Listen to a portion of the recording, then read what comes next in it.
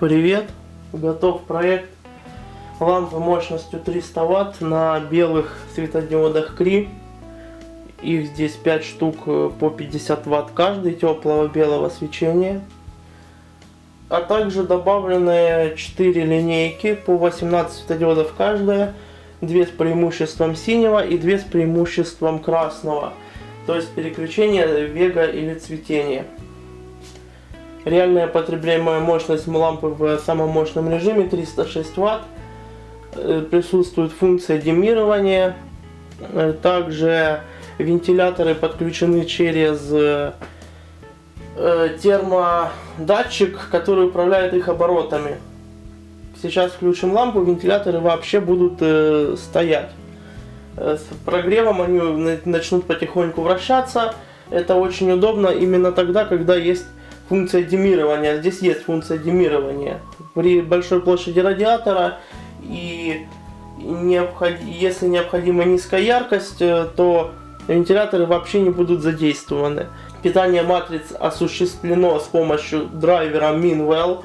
Выходное напряжение максимальное 179 вольт, 1,4 ампера. Вентиляторы здесь Noctua, очень классные тихие вентиляторы, одновременно производительные.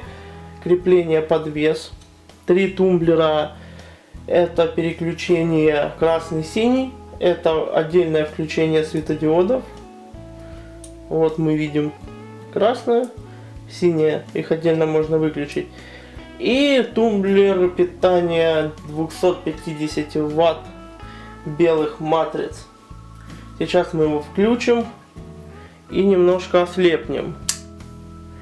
Светоотдача матрицы со светодиодами более 48 тысяч люмен, там около 50 тысяч расчетных. По яркости. Яркость просто сумасшедшая. Вот если мы добавили светодиоды, сейчас синие.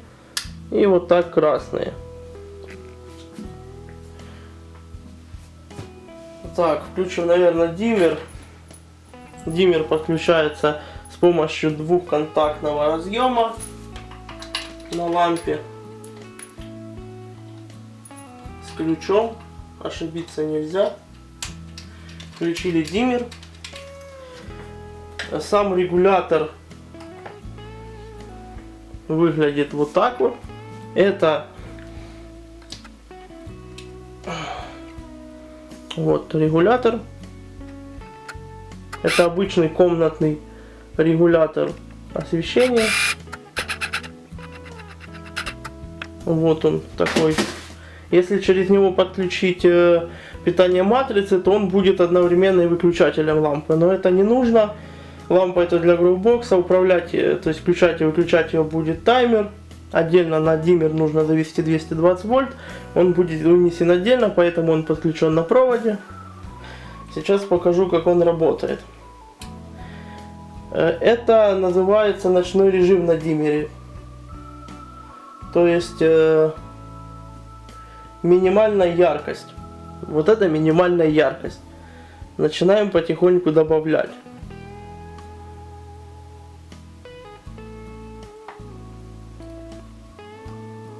Светодиоды выключены. Потребляемая мощность 268 Вт. Это вот только максимальная мощность белых светодиодов. При минимальной яркости потребление 28 Вт. Вот сейчас. Если выставить регулятор диммера на середину, мощность 190 Вт. 193 Вт. И если добавляем светодиоды синие, которые потребляют больше всего, мощность вырастает до 229-230 Вт. Светодиоды работают в режиме 1 Вт. Этого более чем достаточно. Максимальная мощность потребления 305-308 Вт. Яркость пока прикрутим. На данный момент покажу, вентиляторы стоят полностью вообще. Даже не дернулись. и не попытались. Площадь радиаторов около 1000 квадратных сантиметров. Вот мы видим, он по центру расположенный. И он только для охлаждения светодиодных матриц Cree.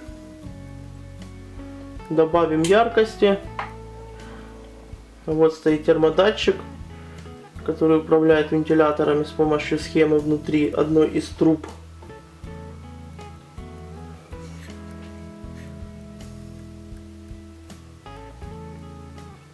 Радиатор еще холодный, поэтому нужно подождать какое-то время. Попробую это снять.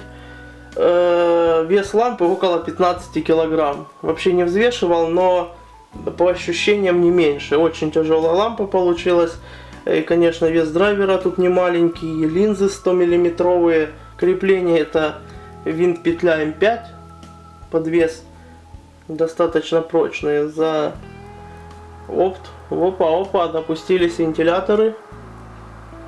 И начали раскручиваться. Вот только. Это их еще не максимальный режим. При прогреве они начнут набирать обороты побольше. Так, прикрутим обратно лампу. Пока выключим светодиоды. Попробую показать, что снизу. Снизу 5 высокопроизводительных матриц Cree 50 Вт. Светоотдача до 183 люмен на ватт. Температура свечения 3500 кельвинов. Это очень... Вообще у этих матриц очень прикольный спектр. У этих матриц очень хороший спектр именно для гроубоксов. Лампа собрана как аналог DNAT, и по яркости ее можно сравнить с DNAT. Ну, вернее, по яркости и по эффективности спектра, особенно добавляя светодиоды синие или же красные, ее можно сравнить по эффективности с DNAT 700. Конструктивно лампа имеет размер 500 на 345 миллиметров сейчас. Конструктивно ее размер небольшой, и ей можно освещать бокс ну где-то до 1,5 квадратных метров. Вообще реально такой мощности в принципе достаточно для 2 квадратных метров, но нужно менять конструкцию и больше разносить друг от друга матрицы. Линзы это 100 мм в диаметре, угол свечения 120 градусов. Линзы на светодиодах это 13 миллиметровые коллиматоры с углом 90 градусов. У одноваттных светодиодов охлаждение пассивное полностью. Этой трубы 50 на 50 вполне вот достаточно для охлаждения. Так, добавим мощности. Слышно, что вентиляторы сейчас вышли, так как прикрутили яркость на низкие обороты. Очень тихие, классные вентиляторы. Так, сейчас попробуем добавлять яркости. Уже был сделан предварительный замер на расстоянии 20 сантиметров от лампы. То есть, ну вот, где-то вот так. Световой поток больше 2000 микромолей, то есть больше, чем на солнце в полдень летом в умеренном климате. И это для открытого пространства. Если установить лампу в бокс, то где-то плюс 30% минимум мощность светового потока увеличится. Рекомендуемое расстояние от лампы до растения не менее 30 сантиметров.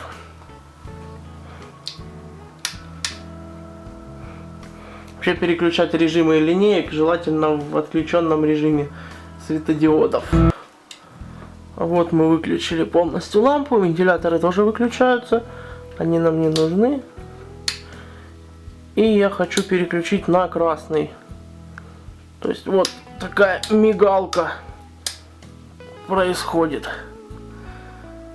Спектр классный. При переключении реально видно вот эти пики. Добавляем синего, потому что в этих матрицах синего маловато. И красный добавляет именно пик 660 нанометров, который неплохо видно. Эффективность должна быть просто потрясающая на подобных лампах. выращивают под подобными лампами, выращивают растения европейцы, американцы. На англоязычных форумах достаточно уже много информации на эту тему. И результат очень хороший, лучше, чем у DNAT. Также, кстати, на красных линейках установлено, вот их видно. Вот один, и там есть второй параллельно, это светодиоды 730 нанометров. Ну, пожалуй, по лампе это все. Теперь перейдем к измерению спектра. Расскажу по спектру. И попозже даже сравню этот спектр, наложу на спектр DNAT. Посмотрим, насколько они отличаются. И вообще DNAT хорош тем, что его спектр, его основное излучение лежит в желто-оранжевой зоне. И вот этот спектр хорош для цветения. Он отлично пробивает листву и заходит вглубь растения, проникает. Проникающий спектр. Поэтому и сделана ставка на эти светодиоды, которых много этого спектра, и плюс очень большая светоотдача. Больше, чем у DNAT, больше КПД. Лампа не взрывоопасна, температуры на ней фактически нет. Выделяемое тепло, которое отлично просто сдувается вентиляторами, расчетное где-то не более чем 100 Вт. Ну, может быть 120. Не больше. Сбоку трубы и радиаторы зафиксированы. Вот такой вот. Вернее, это уголки вот два стоят. Между ними щель для того, чтобы воздух выходил от вентиляторов. И они немного закрывают собой трубы. На входе у нас разъем трехпиновый 16 миллиметровый. С заземлением, естественно, корпус заземлен. И вот там у нас второй разъем. Это подключение диммера. Это у нас диммер. Если диммер не подключен, лампа работает на максимальной яркости. С другой стороны ничего нет, кроме как два провода с драйвера, выход и диммирование через гермоводы. И здесь провод входа драйвера также через гермовод. Пластиковые гермоводы больше выполняют декоративную роль. Вот вентиляторы сейчас на минимальных оборотах работают.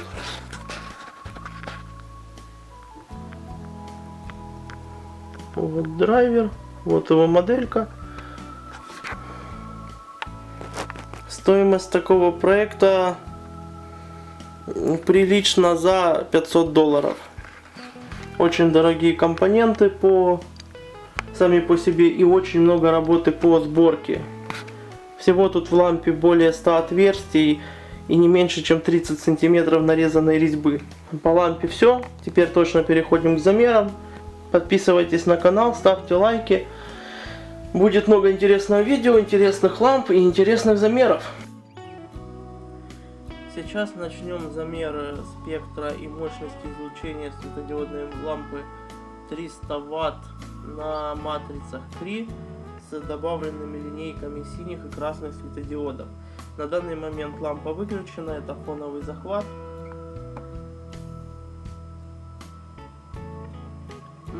Для начала включим и посмотрим спектр линеек. Сейчас включу линейку синюю.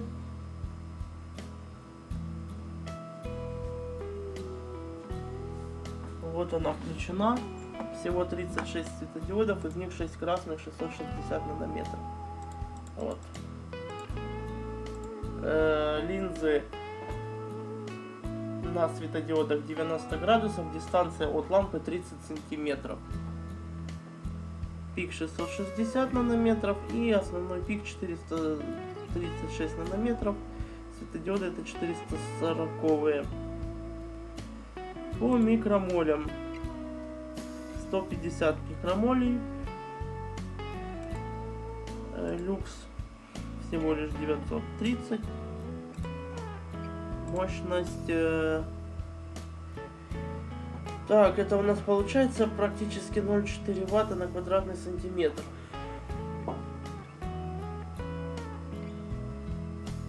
Нет, извиняюсь, это почти 4 ватта на квадратный сантиметр.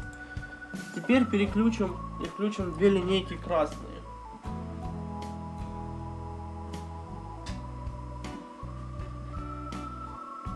Здесь наоборот.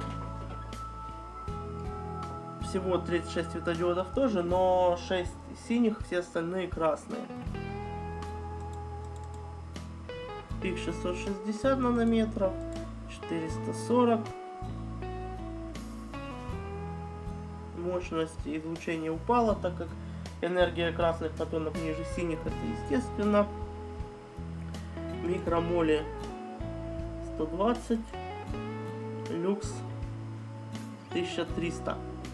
Люксы выросли, так как красный свет глазом человека усваивается лучше.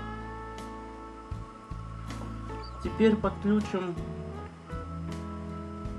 диммер и плавно увеличим, выключим светодиоды и плавно увеличим мощность только светодиодных матриц Cree.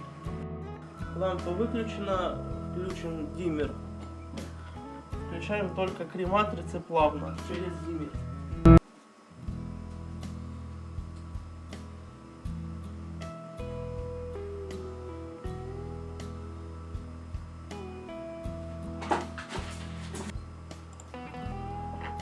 Выше на максимальную мощность. Сейчас она составляет 266 ватт. Даже 270. Включены только матрицы Cree. То есть вот их спектр. Даже есть небольшой подъем на 690 нанометров.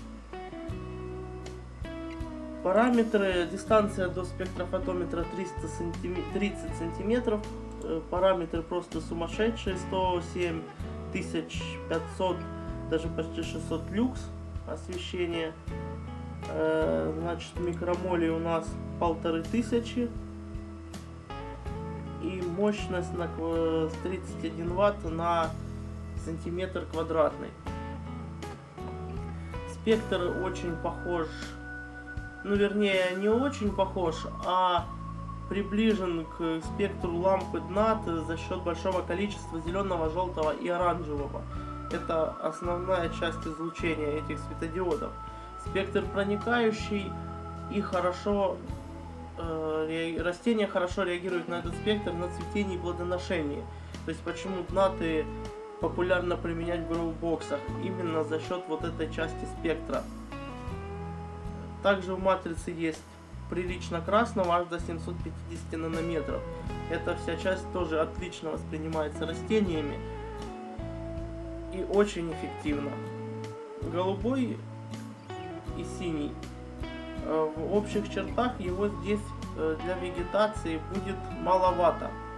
Чтобы улучшить вегетацию, была как раз добавлена синяя линейка. Сейчас мы ее включим и посмотрим, как изменится спектр. Включены синие светодиоды. И также вот чуть-чуть увеличился красный 660 нанометров, но всего здесь 6 светодиодов. Светодиоды работают в режиме 1 ватт. То есть мы добавили мощности 36 ватт, даже, ну да, около 36 ватт. И синего стало значительно больше. И вот это режим вегетации. На цветении столько синего в принципе не нужно. А вот на вегетации, особенно на ранних стадиях, хорошо способствует развитию укрепления стебля и корневища. Микромолей в таком режиме у нас теперь 1650, люкс 108 тысяч, мощность излучения 35 ватт на квадратный сантиметр.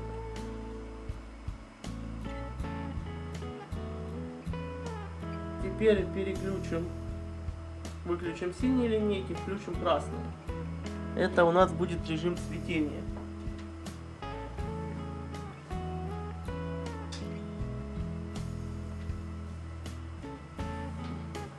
Спектр изменился. Его можно также использовать уже на поздней вегетации при цвете. Лампа эта рассчитана для гроубокса, поэтому сделано переключение. Мы теперь ярко видим четкий пик 660 нанометров. Синего стало меньше, а красного добавилось. Мощность излучения 34 ватта фактически, 1620 микромолей. Напомню, на солнце в полдень в умеренном климате около 2000 микромолей, чуть меньше обычно. И это на расстоянии 30 сантиметров у лампы на открытом пространстве. В гроубоксе минимум плюс 30%. То есть мощность лампы по излучению просто огромна. И 109 тысяч люксов. На солнце 98-97 тысяч люкс обычно. В ясный день, полдень, летом. И немножко мы добавили с красными 730 нанометров, но на общем фоне их практически не видно. Спектр замечательный. Идеально подходит для закрытых пространств. Лампу можно использовать до 1,5 метров квадратных эффективно. Конструктивно она ограничивает возможную площадь максимальную. В принципе, этой мощности достаточно и на 2, а то и 2,5 квадратных метра, но для этого нужно разнести светодиодные матрицы, то есть изменить конструкцию лампы таким образом, чтобы светодиоды были на большем расстоянии друг от друга. Сейчас размер лампы 500 на 345 миллиметров. Просто сумасшедшие параметры лампы. Я думаю, что светодиоды данного типа выигрывают перед НАТО значительно. Померяем в следующем видео, померяем спектр НАТО и наложим его на вот этот спектр, то есть на спектр этой лампы. Программа позволяет делать подобные вещи, и посмотрим, насколько спектр отличается, насколько похож, какая мощность излучения у НАТО. ДНАТ будет в култубе и с отражателем сверху. То есть, в принципе, абсолютно идентичные условия будут. Лампа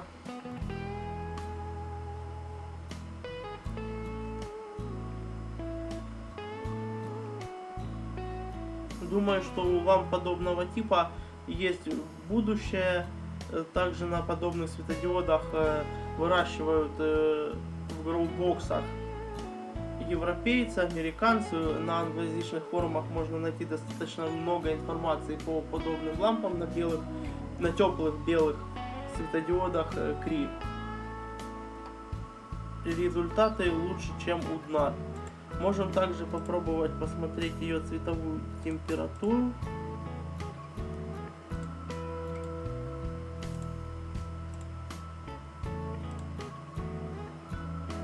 Цветовая температура матрицы 3338 кельвинов при заявленной 3500. Параметры в пределах нормы. Цветопередача 85. Кстати, это у нас включены красные светодиоды. Сейчас выключим.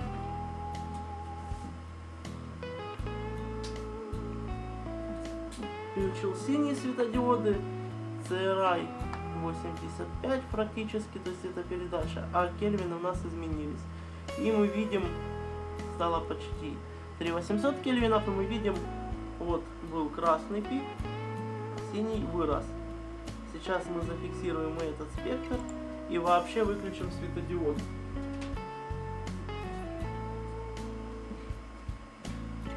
Светодиоды выключены.